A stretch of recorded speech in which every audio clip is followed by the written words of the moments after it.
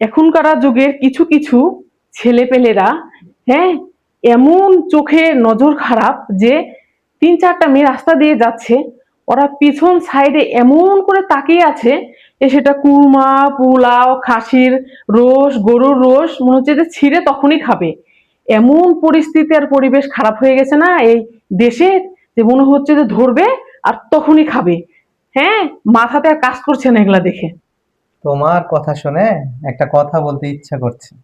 কি কথা বলো? যাচ্ছিলাম একটু ওয়াশরুমে, মুখ ধোবো তাই। তো বিষয় হচ্ছে যে এখনকার মেয়েরা রাস্তাঘাটে যেভাবে চলে, হ্যাঁ, ছেলেদের খালি একা দোষ দিলে হবে? এই দেখো, এইভাবে মনে হয় গলায় দড়ি দিবে, এরকম করে ওন্না রাখে, আর এই নিজের আপেল গুলো হেফাজত করে এইভাবে রাস্তাঘাটে হাঁটে। তো ছেলেরা তো তাকাবেই, তখন কি ছেলেদের দোষ বলো?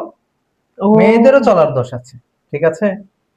হ্যাঁ, পোশাক করে শর্ট, কাটতে কাটতে একদম পাছা দেখায়, এই ইনকে করে হাঁটে।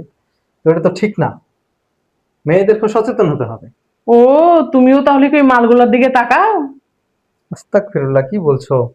যেহেতু বাইরে যায়, চোখের সামনে পড়লে নিজেই আস্তাগফিরুল্লাহ বলে নিজের দৃষ্টিকে হেফাজত করার চেষ্টা করি। শুনো, তোমার কাছে একটা কথা বলে রাখি, মানুষের মালের দিকে তাকাবা, শরীরে কিন্তু ইনফেকশন ধরে যাবে। আর নিজের ঘরের বইয়ের দিক তাকাবা, শরীরের রোগ বালাই যা আছে না, আল্লাহ সুন্দর করে সব ফিনিশ করে দিবে। মাশাআল্লাহ, এটাই মাশাআল্লাহ, সত্য। এই জন্য তো দেখি আমার বউকে আমি। আর